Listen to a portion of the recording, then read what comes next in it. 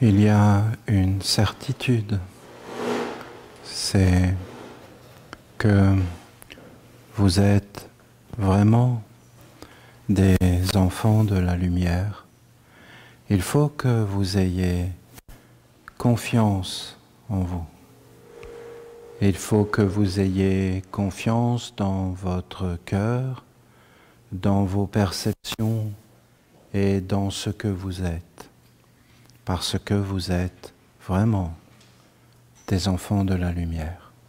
Vous êtes des enfants de la lumière, même des parents de la lumière. Mais nous sommes dans le temple de Raphaël et nous sommes avec un archange qui nous enseigne. Et ces êtres viennent avec nous parce que, en réalité, eh bien voilà, nous sommes des enfants de la lumière. Il faut le dire et le redire. Nous aimons la lumière et nous devons aller vers ce que nous sommes. Et nous devons devenir ce que nous sommes. Et nous sommes des enfants de la lumière. Et vous êtes des enfants de la lumière. Si vous ouvrez vos oreilles et que vous écoutez ces mondes supérieurs, et qu'est-ce qu'ils veulent nous dire là particulièrement à travers tous les messages que nous avons reçus. Et même encore, vous voyez, c'est tellement beau. Et vous lisez une parole de Dieu la Mère.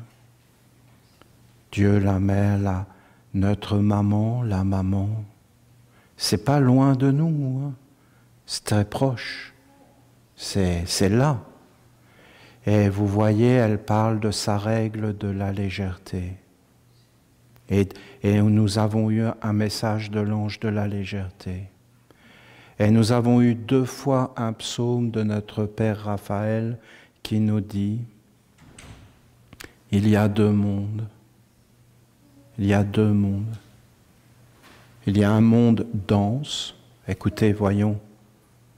Si tu commences à éveiller ton être dans la douceur et que tu regardes tranquillement, en prenant ton temps, la nature bien sûr, qui est une splendeur et une merveille à travers tout ce qu'elle fait et tout ce qu'elle met au monde. Si tu regardes tout ça, alors qu'est-ce que tu vas voir? Tu vas voir qu'il y a une densité jusque dans la pierre et tu vas voir tout un monde d'une beauté invisible, d'une beauté mais grande, à travers les plantes, les fleurs, les parfums, les animaux, les hommes, avec la parole, avec les yeux, les sens, les 5 sens, qui sont des mondes spirituels, subtils. Ça va du grossier, bon, c'est pas grossier, ça va de quelque chose de dur, de compact, vers quelque chose de plus subtil, de plus fin. Pourquoi je dis que c'est pas grossier? Parce que la grossièreté, quelque part, elle apparaît avec l'homme. Vous voyez? Vous voyez que la grossièreté, elle apparaît avec l'homme. Vous voyez pas une plante grossière. Vous voyez pas une pierre grossière. Une pierre, elle est dans la dignité. Si vous regardez, elle est à sa place. Elle est digne et elle est belle, bien sûr. Les pierres sont belles, hein? Les enfants adorent les pierres. On a tous marché sur la plage et cherché des coquillages et voir des jolies pierres. On a tous fait ça. C'est comme un trésor, c'est comme une merveille. On sait qu'il y a un trésor là. On le sait, les pierres sont nos amies. Elles sont vivantes, elles respirent, hein? Je vous dis, elles bougent. Il y en a là qui volent. La poussière, c'est des pierres qui volent. Les pierres, elles volent, hein? Les pierres, c'est tout un monde. C'est un monde au-dessous, c'est un monde au-dessus. Les étoiles, c'est des pierres qui brillent.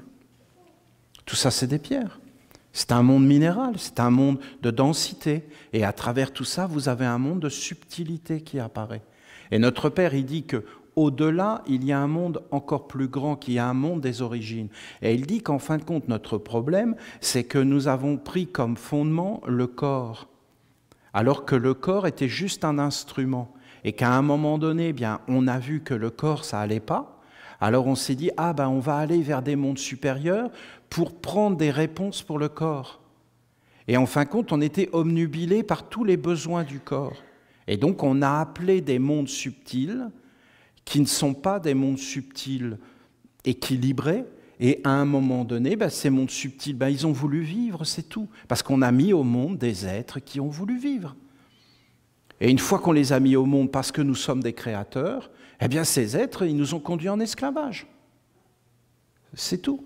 C'est très simple en réalité ce qui nous est dit. Et pourquoi tout ça est arrivé? Parce qu'on a perdu l'alliance des deux mondes. Les mondes supérieurs. Voilà. Mais, ah bon, alors je vais aller vers les mondes supérieurs. Ok. Et donc c'est des mondes supérieurs. Oui, c'est des mondes supérieurs. Mais ils sont comment? Ils sont invisibles. Invisibles. Ah. Donc si je vais vers les mondes supérieurs, c'est d'être invisible, oui. Ils sont inconnus. Donc c'est d'être connu, inconnu.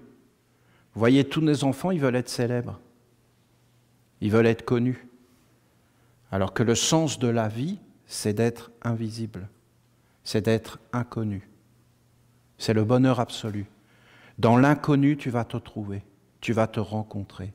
Dans l'inconnu, tu vas te connaître. Pas dans le connu.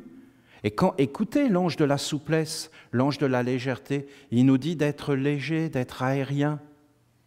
Et il nous parle d'être enfermé. La mère vient de redire le même message. Qu'on est enfermé. Qu'est-ce que c'est enfermé? C'est connu. Je te connais, toi. Hein, je te connais, toi, là. Ben, c'est fini. Tu es enfermé, mon ami. Tu ne peux plus sortir de ça. Parce que c'est des mondes qui veulent tout enfermer, tout maîtriser. Tu ne maîtrises pas l'inconnu, tu maîtrises le connu. Ces mondes sont des mondes de peur, de domination, de contrôle. Tu penses bien que l'inconnu, tu n'as pas de nom, comment tu t'appelles, je ne sais pas. Moi, c'est ce que je dis maintenant. On me dit, quel âge t'as? Je dis, mais c'est indécent de demander son âge à un homme. Ça ne se fait pas. Hein. C'est pas poli. Et d'ailleurs, je mens toujours. Hein. Donc, en fin de compte, ben oui, ils sont lourds. Hein. Et qu'est-ce que ça peut nous faire, notre âge? Non, il faut que tout soit... Il faut que tout soit dans des paramètres, dans des cases à cocher. Si tu coches à côté, c'est fini. C'est... Bon. Donc, c'est un autre monde. Alors essayez de le voir. Alors il y a des exercices qui vont permettre de décoller les choses. Par exemple, tu te concentres sur le souffle et tu regardes que le souffle y entre et il sort. Et ça, c'est le grand mouvement de l'océan. C'est un va-et-vient. C'est le mouvement de la vie. Un va-et-vient. Le souffle, il vient, puis il va. Il entre à l'intérieur, et puis il sort. Il est dans le corps, et il est en dehors du corps. Donc c'est deux mondes. Dans le corps, peut-être tu le connais, mais quand il est en dehors du corps, est-ce que tu le connais? Après, tu peux te concentrer sur le principe de l'âme. C'est très beau. Parce que l'âme, c'est ce que tu es animé. Donc, en fin de compte, tu marches parce qu'il y a une âme.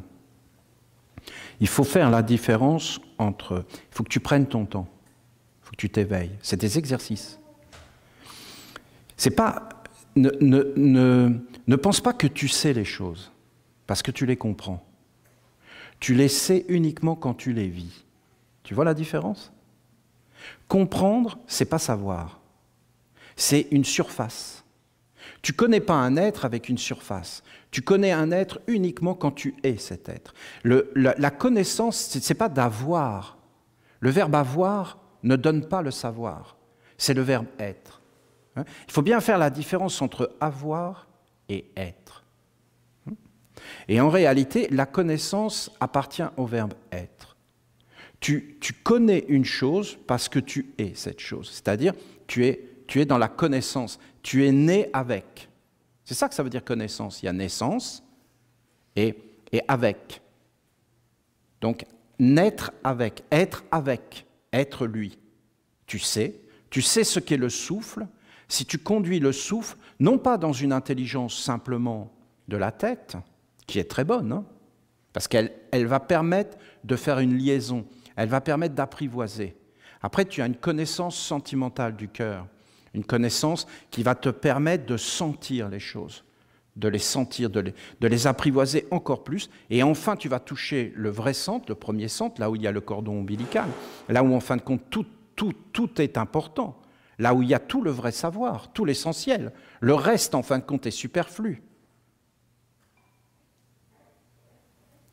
C'est le savoir de la vie. Et en fin de compte, ce sont les bases fondamentales. Et là, tu vas être dans un état d'être. Voilà. Donc tu vas vers le centre de toi-même et tu t'éveilles. Alors tu vas regarder un être qui marche et puis après, il est mort. Tu vois ? Je ne te dis pas de le regarder. Je te dis de sentir les choses jusqu'à être mort avec lui. Parce qu'en fin de compte, lui et toi, vous êtes un. Il te montre juste l'avenir. Il te montre qui tu es. Parce que ne croyez pas que nous sommes des étrangers. Nous sommes un.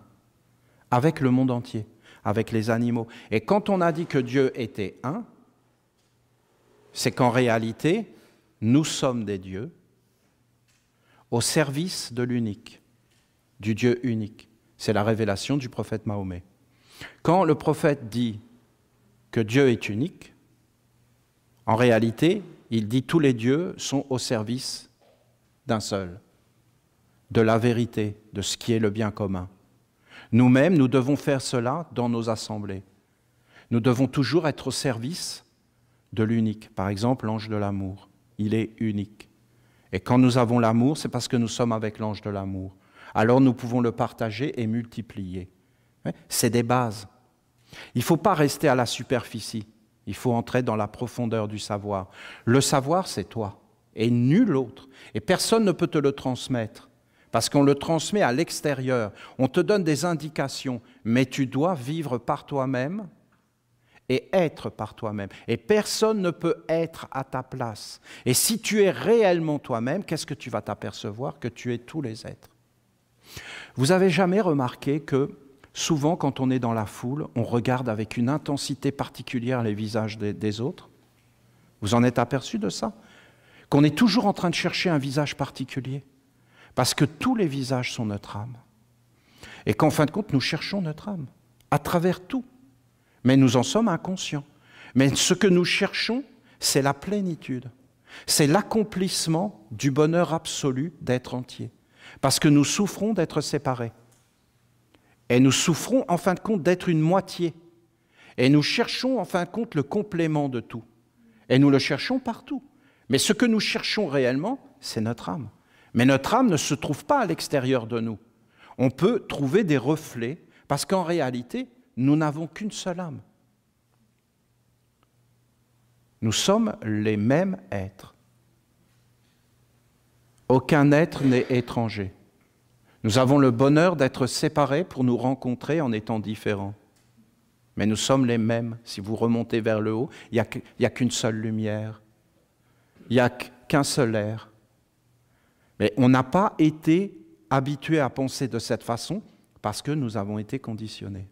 Et pourquoi nous avons été conditionnés? Mais tout simplement parce que nous nous sommes identifiés au corps physique et nous n'avons vécu que dans un seul monde.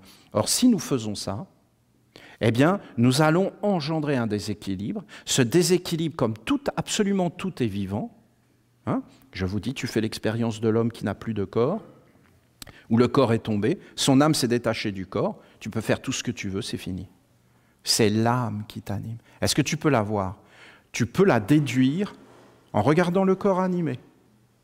Fais l'expérience. Et après, regarde comment tu fais, même pour lever ton bras. Et après, tu vas voir qu'en réalité, c'est une âme qui est présente. Fais l'expérience là, tout de suite, que, par exemple, si tu ne respires plus, tu t'effondres. Mais qui respire en toi? C'est le corps qui respire. Donc c'est mécanique. Mais non, pas du tout, voyons. C'est pas mécanique. En réalité, qu'est-ce qui se passe réellement? C'est que tu entres et sors du corps. Tu entres et sors du corps. Et le corps te respire. Voilà. Essaye. Essaye. C'est pas ton corps qui respire l'air. C'est en fin de compte toi qui entres du corps et qui sors du corps. Mais alors qui tu es? Mais tu n'es pas le corps. Alors tu es quoi? Ben, si tu sors du corps, admettons que tu sortes du corps. Est-ce que c'est possible de sortir du corps? Mais oui, bien sûr, voyons.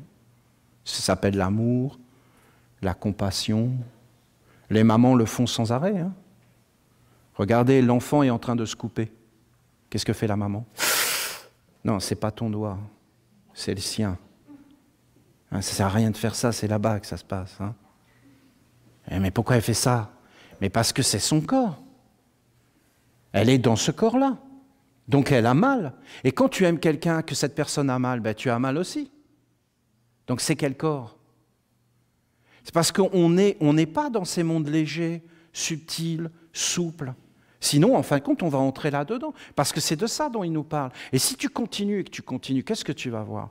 Ben, tu vas voir qu'en réalité, voilà, c'est que tu es animé par l'air et qu'en réalité, tu es un être invisible. Tu es réellement un être invisible et inconnu. Et là, si tu commences à entrer dans ces sphères beaucoup plus hautes, ben, qu'est-ce qui va se passer? Tu vas t'apercevoir que ton corps est un instrument, une bénédiction, que ton corps, c'est le cosmos tout entier. Enfin, tu vas voir des choses, hein. Tu vas en voir des choses, qu'il y a des influences. Alors, tu vas plus du tout voir la vie de la même façon. Et qu'est-ce que tu vas voir? Ben, tu vas voir d'abord que tu veux être serein, qu'il faut être simple, qu'il faut satisfaire les besoins du corps de la façon la plus simple possible. Ensuite, tu vas t'apercevoir que tu ne veux pas forcément vivre sur la terre. Donc vous voyez, déjà là, vous avez la grande partie de l'humanité qui est en dehors de ça. Parce qu'ils ne le veulent pas. Eux, ce qu'ils veulent, c'est vivre, avoir des sensations, des émotions, avoir plein de choses, avoir plein de projets. Vous avez vu ce qu'a dit la mère? Ne prends pas trop de projets, parce que, tu vois, essayez de voir la chose, comment ça se passe. Vous avez le corps qui est là. On a tous le même corps. Hein. On a même le même corps avec les animaux. Hein. C'est juste des questions d'organes. Mais les animaux et nous sommes un. On a des organes différents. Donc, en fin de compte, ces organes nous permettent d'avoir accès à des mondes. Donc, en réalité, vous avez parlé des yeux de l'amour. Si vous développez les yeux de l'amour, vous serez complètement différent parce que vous aurez d'autres organes et vous ne verrez pas le monde de la même façon. Vous voyez, qu'est-ce que c'est qu'un organe? C'est quelque chose. Hein. Je peux vous garantir, la bonté, c'est un organe. La bonté, c'est physiologique, c'est physique. Un être bon, c'est physique. Ça ne fait pas les mêmes réactions chimiques dans le corps, un être bon, qu'un être cruel. Pour un être bon, être cruel, c'est insupportable. Vous le sentez, la cruauté qui s'approche, là? Oh, je vais souffrir atrocement qu'elle rentre en moi. Je n'en veux pas, je ne veux même pas y penser, c'est dégoûtant. Mais vous avez des êtres cruels, eux, c'est une habitude. Tu leur parles de bonté, mais qu'est-ce que c'est que ce truc-là? Ils ne peuvent pas concevoir, ils pensent que c'est une illusion, que c'est un mensonge, que ça a été fait pour les faibles, pour les abrutis. Ils ne veulent pas en entendre parler, ils sont enfermés dans leur monde. Vous leur mettez juste l'organe, leur cœur s'ouvre un tout petit peu, ils s'aperçoivent que la bonté existe, ils s'effondrent. Ils sont presque morts. Ils se disent, comment je peux faire? J'ai raté toute ma vie. Juste une petite dose de bonté. Et ils s'éveillent. Et là, c'est la cata, ça les tue. Hein. Ils perdent tout ce qu'ils ont. Tout leur monde est basé sur la cruauté. Comment vous voulez qu'ils fassent? Vous voyez bien que c'est bien compliqué, tout ça, quand vous regardez vraiment. Ce n'est pas une petite affaire. C'est quelque chose de réel. Le Père Raphaël, il est réel. Si vous entrez avec le Père Raphaël, il va vous montrer des mondes et des mondes. Bon, qu'est-ce qu'il va vous montrer? Il va vous montrer que le corps existe et que le corps, en réalité, c'est un don des dieux. Voilà. Et que ça n'appartient pas à l'homme, mais ça appartient aux dieux, à plusieurs dieux, parce qu'il y a le dieu des pieds, qui a des constellations autour, des genoux, des jambes, et il y a des constellations. Et en réalité, vous avez des influences qui viennent, et vous avez des mondes. Et après, qu'est-ce que tu vas voir? Qu'il y a, par exemple, ici une sphère, et qu'en fin de compte, cette sphère, si on regarde la nature, eh bien, cette sphère, on dirait que le corps, eh bien, c'est comme les arbres, comme les pierres, comme les montagnes, et qu'en réalité, cette sphère qui est autour de l'homme, eh bien, c'est l'eau. C'est de l'eau. Et qu'est-ce qu'il y a dans cette eau? Eh bien, il y a des imaginations, des envies, beaucoup d'envies.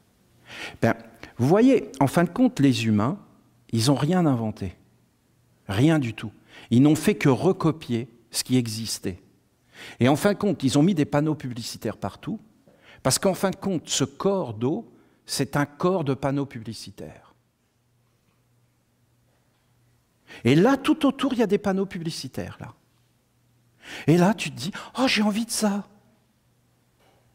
Oh, j'ai envie de ça. Oh, je voudrais ça. Oh, je voudrais ça. Oh, puis je voudrais ça. Oh, puis ça. Oh, puis ça. Et puis, en fin de compte, au bout d'un moment, la grande maladie, c'est l'ennui. Tu t'ennuies. Donc, en fin de compte, tu vas regarder n'importe quoi pour te distraire. Et vous avez tous ces mondes qui sont là et qui sont à disposition parce que eux, ce qu'ils veulent, eh bien, c'est entrer dans le corps et l'utiliser. Alors, tu te mets à avoir plein de projets. Et d'ailleurs, c'est comme ça qu'on a été éduqués. On dit profite de la vie, regardez les parents. Profites-en. Moi, j'ai même vu des parents dire à leur fille, non, te marie pas trop jeune, profite. Profite. Mais ça veut dire quoi? Profite de quoi? C'est-à-dire, fais-toi sauter par un maximum de gens avant de trouver ton mari. C'est ça que ça veut dire. Mais non, mais on est en train d'enseigner quoi? Non, mais on n'est même plus conscient de ce qu'on dit. Parce que tu sais, moi, j'en ai peut-être pas assez profité. Donc, c'est des frustrations, c'est des... Non, mais ça fait peur. Non, mais vous vous rendez compte dans quel état on est arrivé? On est frustré, on est complètement enfermé. Mais c'est pas ça le bonheur, voyons. C'est pas posé. C'est pas du tout calme. C'est pas du tout clair. C'est pas du tout dans des atmosphères plus grandes. C'est juste des panneaux publicitaires. Ça n'a rien à voir avec nous. On ne touche pas le centre, on ne sait pas qui on est. On va tout perdre dans cette histoire-là. On va perdre notre sérénité, notre bonheur. Au bout d'un moment, on va être mécontent. On va réaliser des œuvres, mais il y en a d'autres qui vont arriver. Et sans arrêt, ça va arriver. Il va falloir qu'on réalise des choses. Alors qu'on est venu pour une mission, alors on va faire tout un tas de choses à l'extérieur, et la mission pour laquelle on est venu de notre âme, on ne va pas la faire, on ne va même pas y toucher, on va même faire le contraire de ce pourquoi on est venu. Comment vous voulez qu'on soit heureux? Comment vous voulez qu'on passe après le seuil de la mort avec sérénité? Alors si tu passes ces panneaux publicitaires, mais comment faire? Alors là, vous voyez, hein, c'est fondamental, la méditation. C'est-à-dire, il faut apprendre à vous poser. Il faut apprendre le calme. Il faut apprendre à respirer tranquillement. Il faut apprendre à se vider de tout ça. Il faut apprendre à se ressourcer. Alors bien sûr, par exemple, imagine que tu vas en ville. Ben, dans les villes, là, ça y est, c'est fini. Hein. Parce que c'est partout. Il y a plein d'envies, plein de choses pour t'exciter. Sans arrêt, sans arrêt.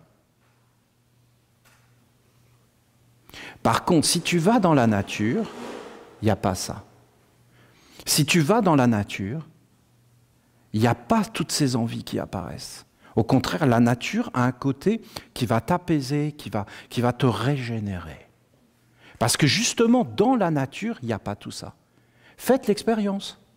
Allez vous promener dans la nature, ouvrez-vous, lavez-vous. La nature a un pouvoir de nous laver, de nous régénérer. Alors que si vous allez en ville, vous entrez dans un supermarché, bon, voilà, vous avez tous les panneaux. Et là, au bout d'un moment, vous êtes totalement démagnétisé. Vous êtes comme enfermé. Et en fin de compte, vous gagnez rien. On ne gagne rien là-dedans. Je ne dis pas, moi, que c'est négatif. J'essaie de comprendre le processus, comment ça marche. Vous comprenez? Il n'y a pas une question de juger. Ce sont en réalité des processus mathématiques, logiques. C'est juste ça. Ça ne sert à rien de condamner. C'est une perte de temps incroyable. Il faut juste en réalité s'éveiller et savoir ce que tu veux. Il faut savoir qu'il y a des êtres, aujourd'hui, c'est totalement impossible pour eux d'aller vers un monde de sérénité où tu leur dis « mais c'est quoi le but de la vie ?» Le but de la vie, c'est d'être dans le silence et dans l'inconnu. Et d'être dans mon être véritable, invisible et serein. Alors qu'eux, ils veulent être excités, avoir des sensations, des émotions, des choses, donc être traversés par des courants. Alors après, ils vont dire, ouais, mais ton truc, là, est-ce que ça va arranger mon truc? Est-ce que je vais pouvoir avoir plus d'énergie pour y aller, là? Parce que, à un moment donné, quand tu as mis un enfant au monde, tu dois l'amener jusqu'à la maturité. Donc, des enfants, c'est des projets, des pensées, des associations avec des mondes, et après, tu dois l'accomplir. Quand tu auras tout accompli, tu seras serein et dans la plénitude, et là, tu sentiras que tu ne veux plus venir sur la terre. Mais tant que tu seras animé par des projets, par des buts, alors tu viendras sur la terre. Nous, les Esséniens, par exemple, eh bien, regardez, nous avons mis plein de choses au monde, et maintenant, il faut les accomplir. Mais c'est avec bonheur, mais c'est un service. C'est un service. Mais il faut les accomplir. Il faut les accomplir jusqu'au bout. Il faut les poser. Tout ce que tu entreprends, il faut le poser. Si tu entres dans ton être véritable, dans la méditation, dans le calme, dans l'éveil, tu ne t'ennuieras jamais. Si tu entres dans ton être véritable, tu ne voudras jamais de l'extraordinaire, mais tu verras qu'en réalité, le bonheur est dans l'ordinaire. Et tu apprécieras tout ce que tu as parce que ce sera intense. Alors qu'à la fin, tu n'apprécies pas ce que tu as parce que ce n'est pas intense. Et j'avais fait une tournée ici au Québec, il y a des années, quand j'étais plus jeune. Et je me rappelle de ce que je leur disais, je leur racontais de cette expérience où, en fin de compte, c'est des scientifiques qui avaient décidé de faire une expérience donc scientifique. C'est nous qui payons. Et leur expérience, c'était qu'est-ce qui est plus nutritif entre les cornflakes ou l'emballage? Voilà. Comment gauler des subventions. Bon. Et donc c'est une expérience très importante. Donc, ils ont fait des tests, ils ont pris les cornflakes et l'emballage. Et en fin de compte, stupeur, l'emballage était plus nutritif que les cornflakes à l'intérieur. C'est le résultat de l'enquête scientifique. Ah zut, c'est scientifique. Ah, ben on ne peut rien dire. Donc. Alors vous imaginez la jeune fille qui vient présenter son époux, son promis à ses parents. Et voilà, et le type, il prend la boîte, il jette les cornflakes et il mange le carton. Donc voilà, la pauvre fille, elle est encore tombée sur un cinglé. Oui, mais c'est scientifique. C'est scientifique. Voilà. Je trouve ça admirable, dans le sens que c'est bien le monde contemporain. On met plus d'importance sur l'emballage que sur le contenu et sur l'intérieur. Et nous sommes vraiment dans quelque chose d'apparence et pas dans quelque chose de profond, de vivant. Et donc, ça ne nourrit pas. Tu n'es pas nourri, parce qu'en fin de compte, il faut toujours recommencer les mêmes expériences et tu ne gagnes jamais rien, parce que tu ne touches jamais le profond et les choses profondes. Je trouve qu'on a reçu des enseignements extraordinaires qui ne sont pas forcément faciles à mettre en pratique, parce qu'il faut vraiment être ensemble. Hein. Et c'est ce que je pense. Et pourquoi ce n'est pas facile? Mais parce qu'on n'a pas du tout été éduqué de cette façon. Il y a eu des civilisations antérieures, mais on a perdu la mémoire. Vous avez des êtres, ils venaient, et c'était des êtres immortels. Si nous n'avons pas d'êtres immortels, nous devenons pauvres. Est-ce que tout le monde peut être immortel? Sur la terre, dans le corps? Non. Mais il faut qu'il y en ait qui soient immortels. C'est-à-dire, ils sont là, et ils amènent une sérénité, Ils amènent une paix, parce qu'ils sont totalement détachés. On est bien d'accord que c'est plus difficile d'être dans la sagesse quand on est pris par un tourbillon. Alors que celui qui est en dehors du tourbillon, il voit beaucoup plus clair les choses. Il faut être en dehors pour voir. Quand tu es en dedans, tu ne vois pas. Donc il nous faut des sages qui sont en dehors et pas en dedans. Donc il nous faut des êtres détachés. C'était le but fondamental de la religion, de fournir des êtres détachés qui étaient capables, parce qu'ils s'étaient entièrement donnés à un monde supérieur, c'est-à-dire juste à la respiration. Et c'est d'imaginer que tu vis avec ton corps d'air. Et c'est de l'imaginer. Mais t'es où? Mais t'es partout. Et t'es dans le corps? Non, t'es autour du corps. Et tu rentres dans le corps. Puis après, tu en sors, puis tu rentres et tu sors. En fin de compte, tu le connais, le corps. Et tu vois tous les envies qu'il y a autour. Ben, tu n'en as pas envie de ces envies-là. Parce que tu sais très bien que ça va te conduire dans le n'importe quoi. Donc, tu es détaché de tout ça. Et en fin de compte, tu es beaucoup plus grand. Et tu restes dans cette grandeur. Et pour rien au monde, tu veux perdre cette sérénité, cette paix. Pour rien au monde, tu veux la perdre. Parce que tu vis dans l'immensité, dans la grandeur. Ce qu'on a perdu. Vous entendez le psaume de l'archange? Les deux mondes. Et si vous avez des êtres qui vivent comme ça, et qu'on vient avec tous nos problèmes, à votre avis, ces êtres, ils vont dire, mais détends-toi, calme-toi. Et ils vont apporter une espèce de couverture blanche qui protège tous les êtres, qui amène la paix, le bonheur, et qui font qu'il n'y a pas de guerre. Est-ce que c'est possible? C'est qu'une question d'éducation, d'éveil et de science. C'est qu'une question d'observation, de regarder les choses comme elles sont, d'en tirer des conclusions, et en fin de compte, c'est même une production. Imaginez là que nos agriculteurs ne produisent plus rien. Eh bien, tout le monde va mourir. C'est déjà arrivé dans certains pays où ils ont fait n'importe quoi. Et il y a eu des millions de morts en Chine. Mao Tse-tung. Le raisonnement de cloporte de Mao Tse-tung. Un cloporte qui pense.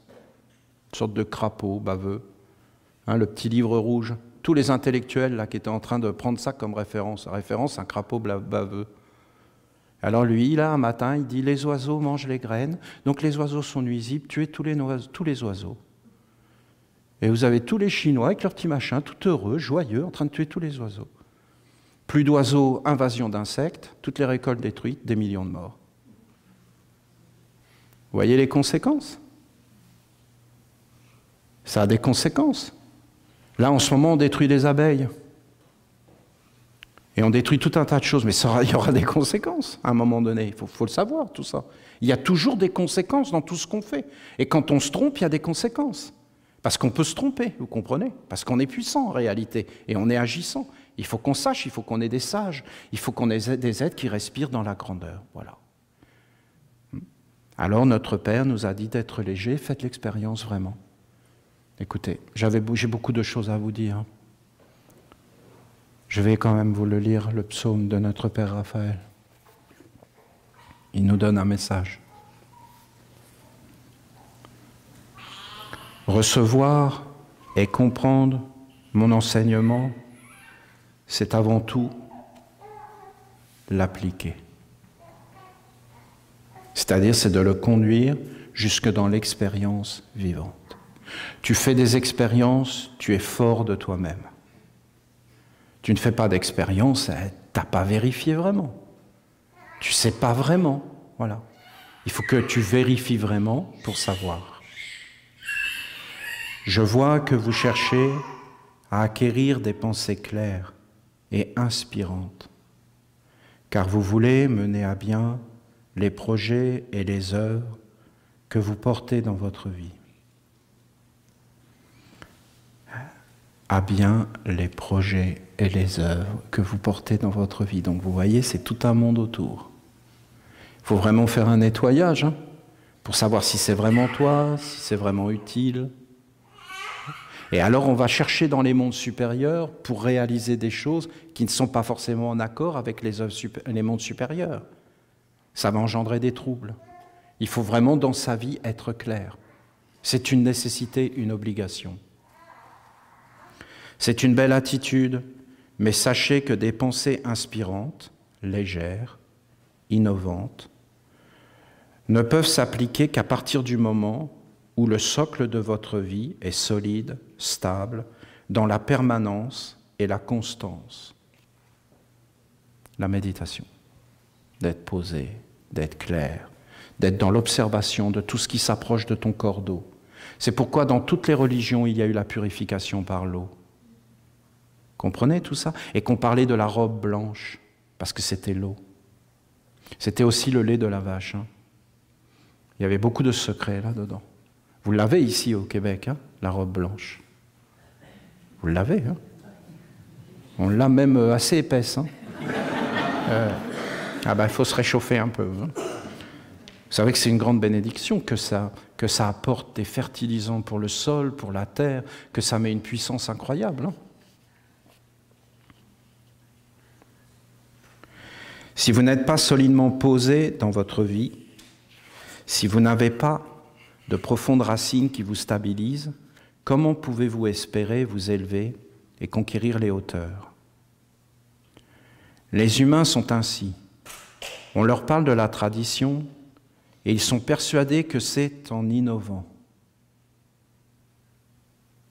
en allant vers le nouveau, en changeant le langage, les images, les couleurs, les formes, qu'ils vont obtenir de meilleurs résultats, qu'ils vont pouvoir réaliser leurs souhaits, connaître le succès. Vous imaginez? Le printemps se dit, tiens, le printemps c'est dépassé, c'est obsolète, c'est toujours la même chose, on va innover. On aurait l'air malin. Les arbres, pareil. On va innover maintenant. Il n'y a que les hommes qui pensent comme ça. En réalité, il n'y a rien qui change. Rien du tout. À part le monde des hommes. Ils ont juste des téléphones, c'est tout. D'ailleurs, c'est triste, hein? Est-ce qu'on parle d'un ennoblissement de l'homme ou est-ce qu'on parle d'une évolution technologique? Ça veut dire qu'on parle d'une évolution où l'homme serait absent. Vous entendez? Vous comprenez? Il faudrait quand même le comprendre. Il ne faut pas suivre ce chemin, voyons. Qu'est-ce que ça peut nous faire que notre téléphone soit intelligent si moi je ne suis pas intelligent? Ah, j'ai un téléphone intelligent. Oh, la belle affaire. Et qu'est-ce que tu parles dedans?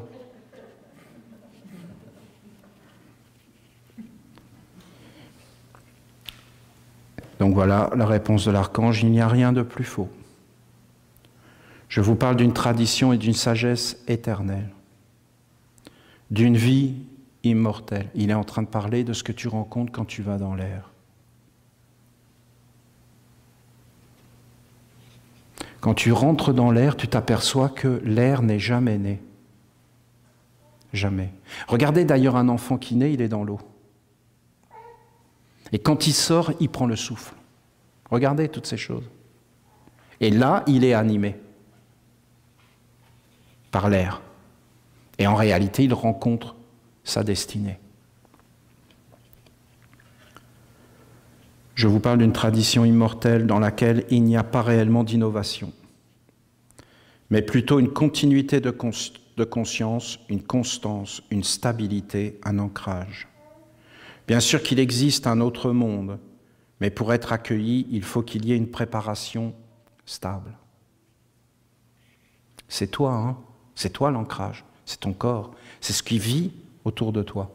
Mais ton corps va te le révéler si tu regardes, si tu te centres en toi et que tu regardes la périphérie dans ton corps d'eau, et après, si tu arrives à traverser ce corps, que tu entres dans le grand souffle.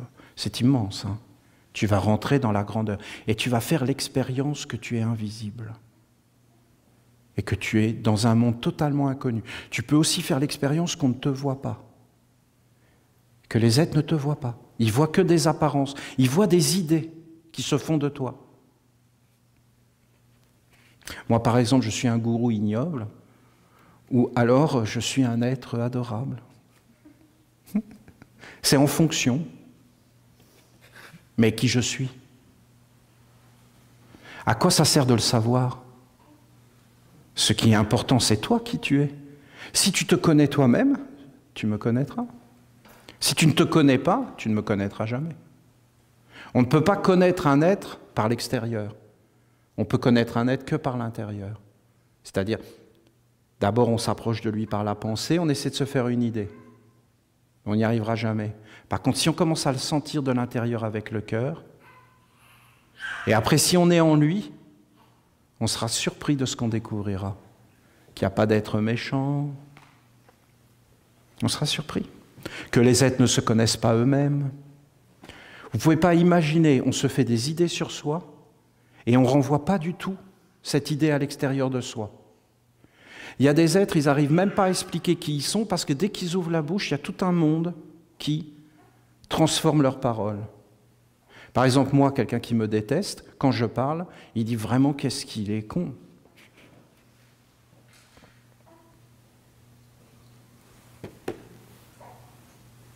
C'est l'eau. Ça ne me dérange pas. Hein. C'est une eau sale, c'est tout. Salaud!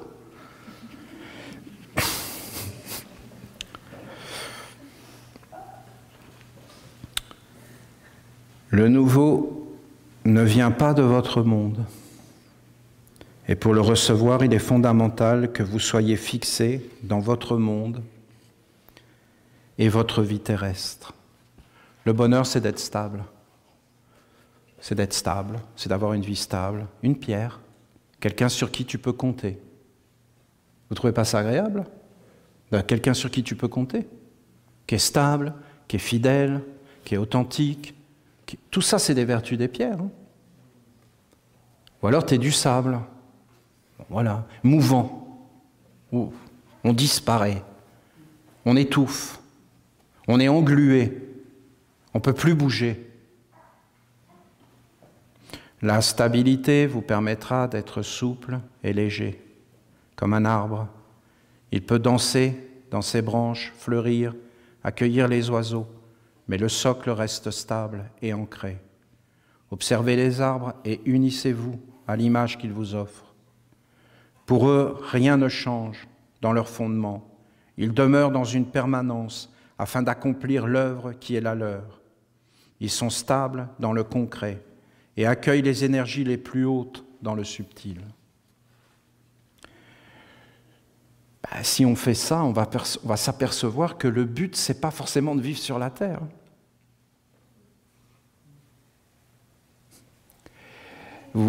J'ai l'impression que vous comprenez. Et vous voyez que c'est troublant. Hein, c'est troublant. Hein. Ce matin-là, quand il était puissant dans le temple, je peux vous dire que c'est dur à supporter. Hein. Parce qu'il nous montre carrément un autre monde. Nous, on a eu une éducation. On a été chargé d'images. On porte toute une hérédité qui n'a pas du tout été dans ce sens-là. C'est une autre façon d'être au monde, mais carrément. Il faut qu'on ait le courage de l'accepter, ce qui nous rendra humbles et ce qui nous fera poser des œuvres précises et concrètes pour les générations futures. Parce que si on est vraiment honnête, c'est pour le futur qu'on fait ça. Vous le comprenez? Ah, si vous le comprenez, c'est génial. C'est vraiment génial.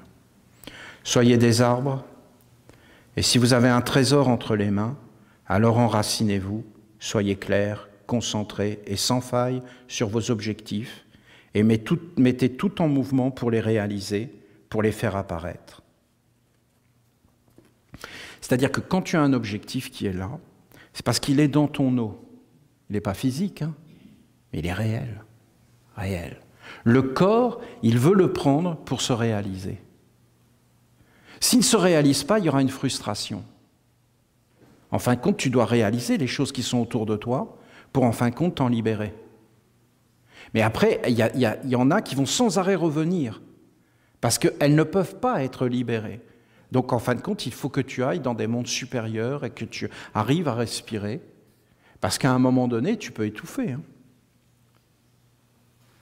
Après, quand tu vois une œuvre grande, lumineuse et pure, alors si tu la réalises, alors c'est le triomphe, ça va être la paix, ça va être la libération des mondes. L'objectif de la nation essénienne est de donner un corps à Dieu. Et cela est noble, c'est la plus haute idée que l'homme peut capter. Comme l'arbre demeure stable, Pour faire apparaître les fruits, demeurez stable, concentré, et faites apparaître l'idée que vous portez en vous, que vous avez captée et qui vous éclaire, vous réchauffe le cœur et vous anime. Donc des fois il faut dire non, hein, et des fois il faut dire oui. Et c'est toi qui dis oui et non, et personne d'autre.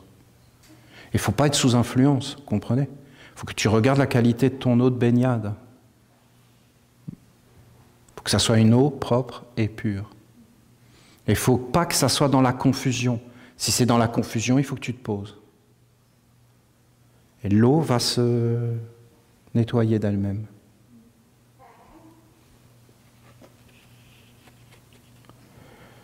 Soyez posés, stables, afin de montrer que vous avez acquis l'aptitude qui permet de faire apparaître et de porter des mondes, des projets, des idées, en les amenant à terme.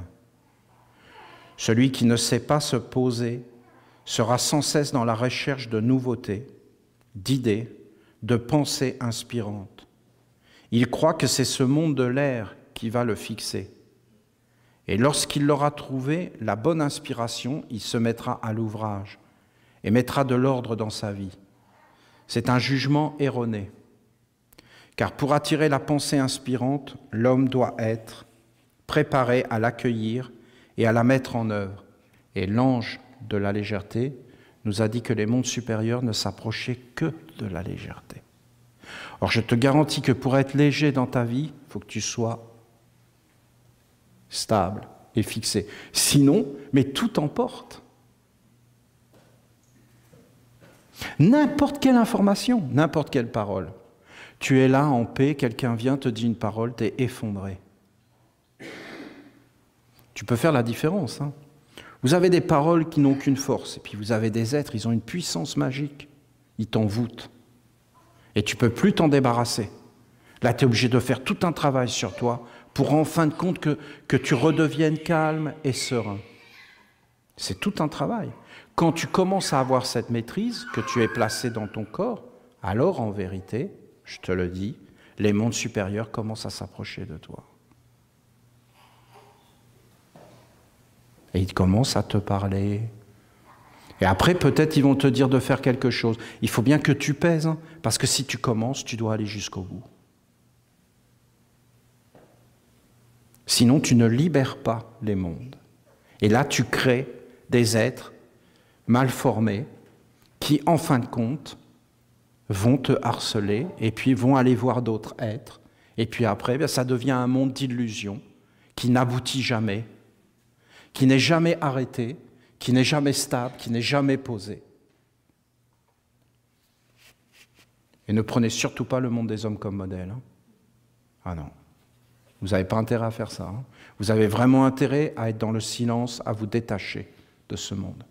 Car eux, justement, tout leur mode de fonctionnement, c'est de créer le trouble, la guerre, la faiblesse, une fausse économie, un faux gouvernement, une fausse politique, des fausses religions, pour sans arrêt que ça soit quelque chose où tu ne peux plus respirer, où tu ne peux plus te poser, et donc tu deviens une âme errante complètement perdue, et alors tu mets n'importe quelle branche, et puis tu t'accroches, et tu es là en train de supplier, et tu deviens un suppliant, tout le temps.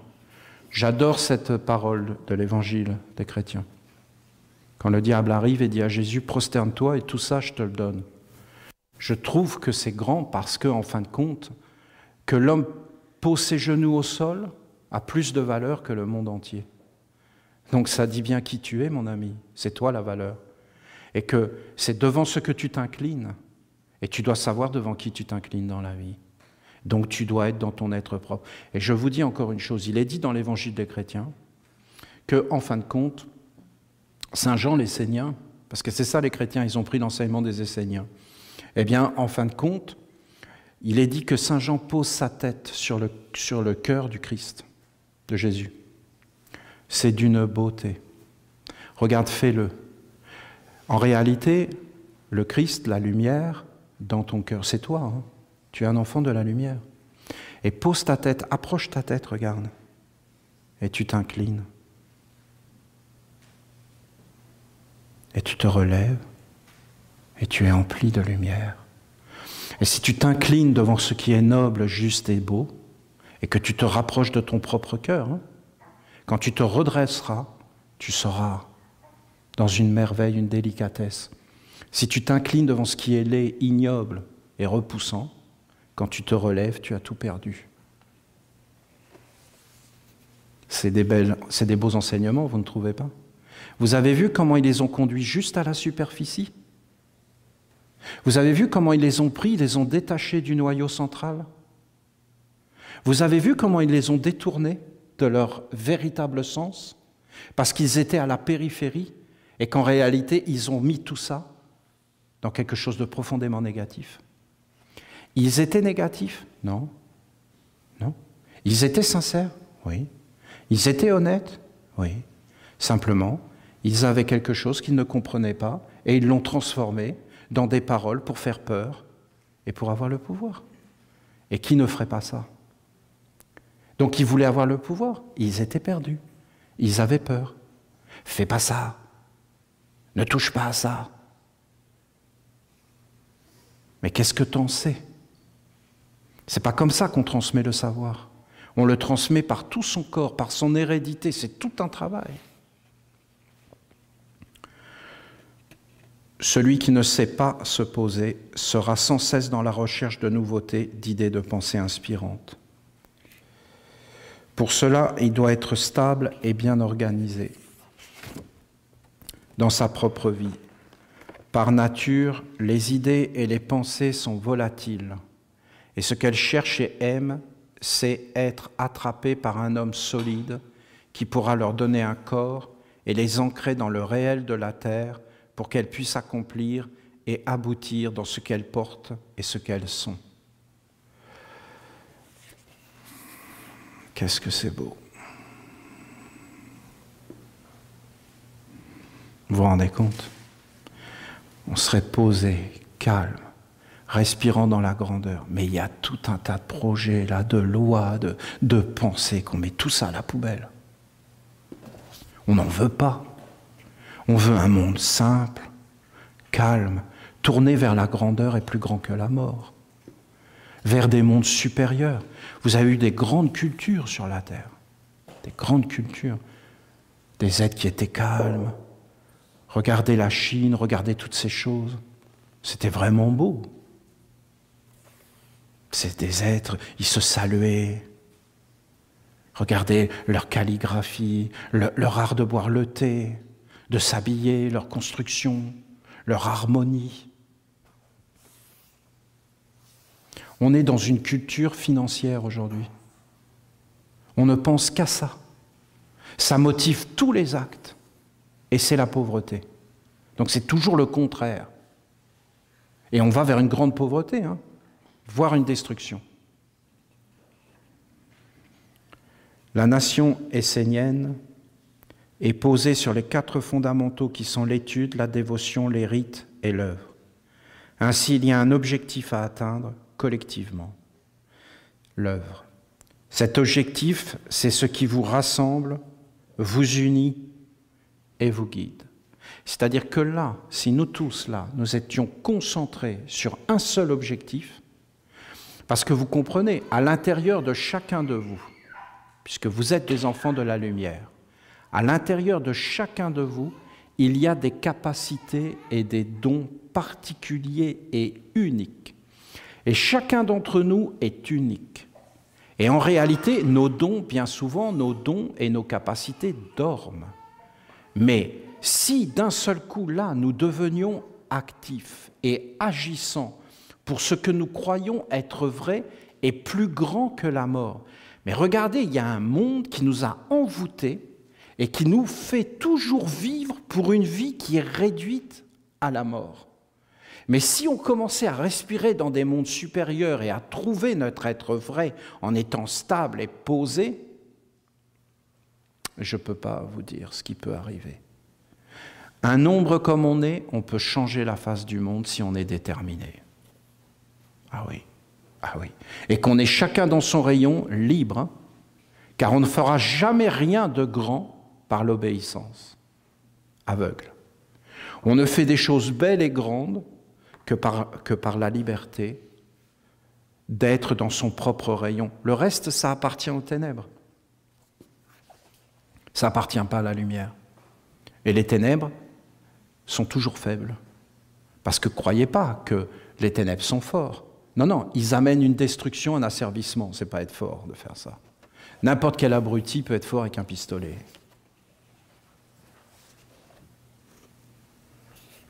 C'est pas la force, ça. C'est une illusion de force.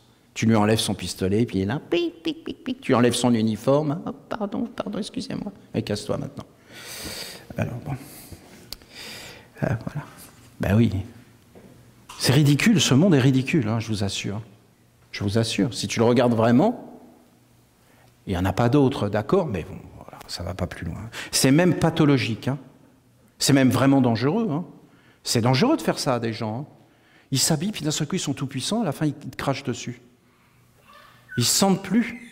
Ils ont oublié qu'on était des enfants et qu'on était tous ensemble, qu'on est des frères et sœurs et tout ça. Et après, ils sont dans des protocoles. Et ils sont même dans...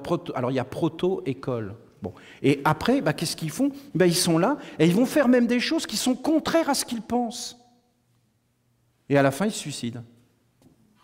Parce qu'ils sont dégoûtés d'eux-mêmes. Mais ça n'a rien à voir avec eux. C'est tout un monde qui les a englués. C'est triste. Hein. Pourquoi? Pour de l'argent. Bon, écoutez, c'est pas important. Alors je vous dis, unissez-vous en conscience autour de cet objectif.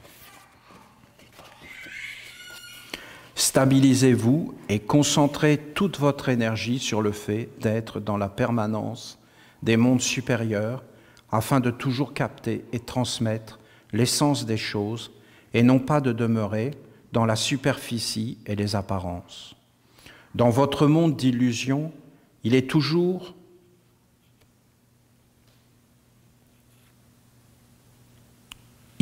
question de poser de nouveaux décors, de faire apparaître de nouvelles façons, plutôt que de vous concentrer sur l'essentiel. Tout est dans l'emballage. Hein. L'homme a besoin de fausses nouveautés pour se sentir régénéré, motivé, inspiré. Mais une telle énergie ne dépasse pas la surface et ne connaît pas la profondeur. Donc à la fin, ben, l'homme, il ne vit que dans des mondes d'envie, de joie, de désespoir, mais jamais il touche le corps. Et jamais il touche les mondes supérieurs. Donc il n'est plus dans son corps, ni dans les mondes supérieurs. Il n'est que dans des mondes abstraits et il ne touche plus le sol. Aujourd'hui, les gens qui gagnent le plus d'argent, ce n'est pas ceux qui travaillent, hein. C'est ceux qui parient sur le travail des autres. C'est un monde complètement déconnecté de la réalité. Et après, ils disent aux travailleurs, mettez votre argent là pour qu'on parie sur votre travail. Et les aides passent l'argent pour qu'on parie sur leur travail. Et après, ils perdent leur travail. Et après, il n'y aura plus personne qui travaille, ils vont faire que de parier. Mais c'est quoi tout ça? Comment on peut parier sur le blé? Le blé, c'est un dieu. Non, mais toutes les valeurs sont bonnes. Hein. L'homme a besoin de fausses nouveautés. Comprenez que celui qui vient à la rencontre du royaume de Raphaël doit être stable. Ben, c'est sûr. Hein. T'imagines, tu décolles dans l'air, tu n'as plus de corps, tu ne sais plus quitter.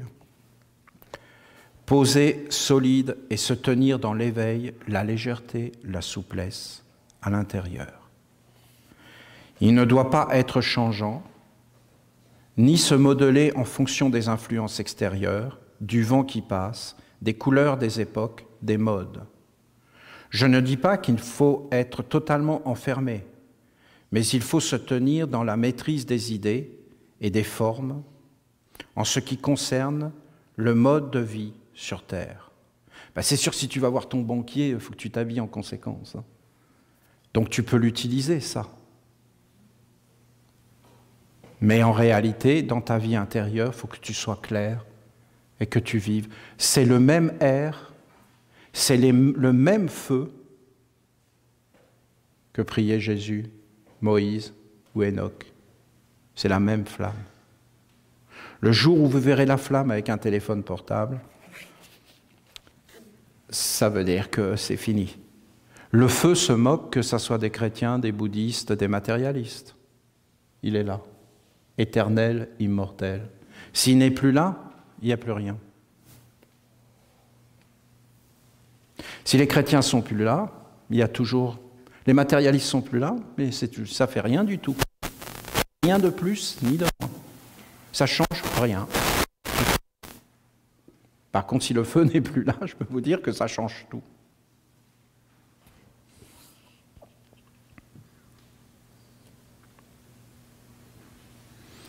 La pensée, la respiration, la nutrition, le mode de vie quotidien, tout cela doit être stable, dans l'idée et la forme de se tenir dans une permanence de la lumière et de la sagesse.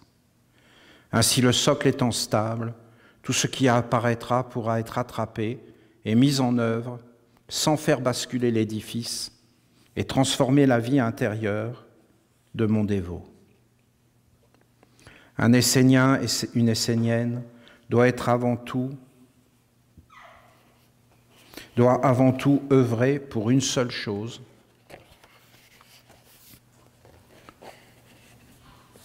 l'apparition du corps de Dieu sur la terre. Si tu veux être vraiment un fils, une fille de Raphaël, mais des 4 archanges, tu dois chercher une seule chose, que Dieu apparaisse.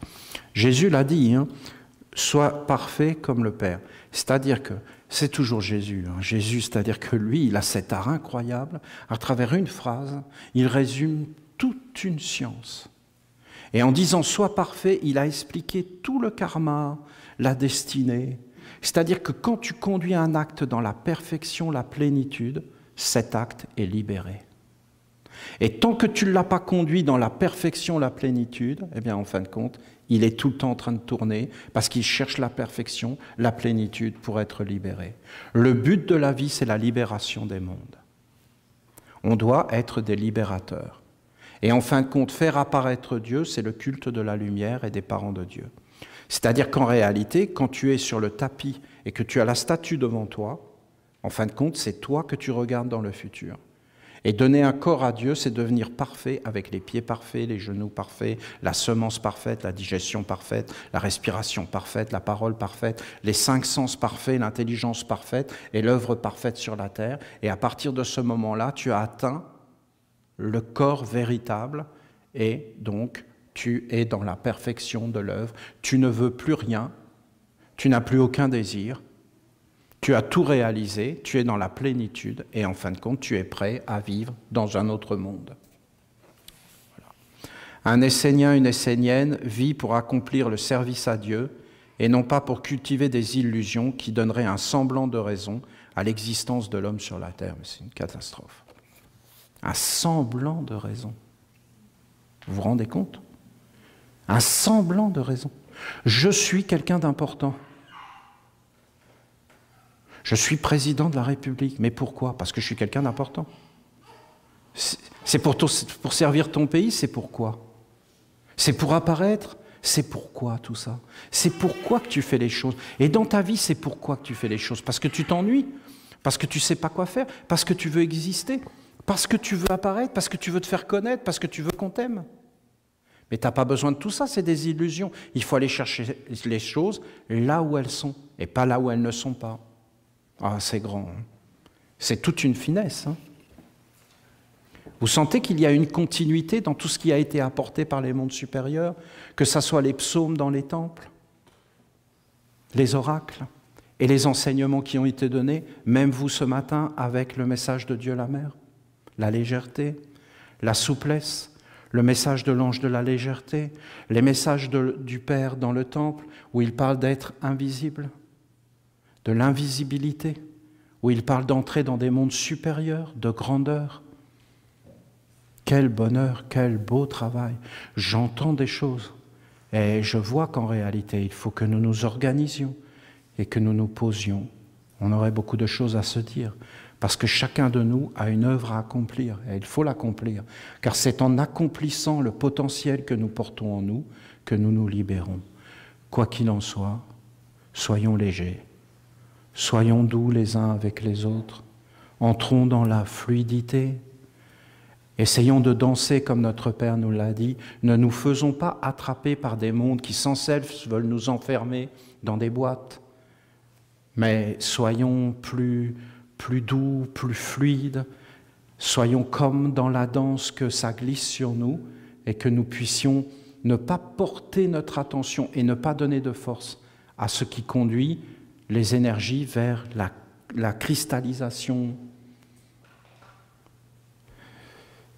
Et sinon, bien, vous vous déshabillez, vous allez dans la neige, et là vous rencontrez le froid, et vous vous dites, bon, ça va, hein, parce que le froid, ça... Donc, et là vous allez comprendre l'enseignement de la fluidité, et de là, hein, alors là vous faites l'expérience vécue, hein. Après vous recommencez à sentir que vous vous bloquez, hop, vous y retournez. Quelle chance, hein. Vous êtes chanceux, hein. Et quel pays merveilleux, vous pouvez faire des expériences que très peu peuvent faire. Hein. Hein? Et vous pouvez goûter, là. Qu'est-ce que c'est d'être? Et qu'est-ce que c'est d'être? Parce que c'est un peu comme ça, ici. Plein de légèreté, plein de douceur, plein d'énergie lumineuse et de belles réalisations. Un grand merci toujours, hein. Et ma gratitude, mon respect de donner un corps à notre Père Raphaël. Merci. Oh, merci, merci, merci.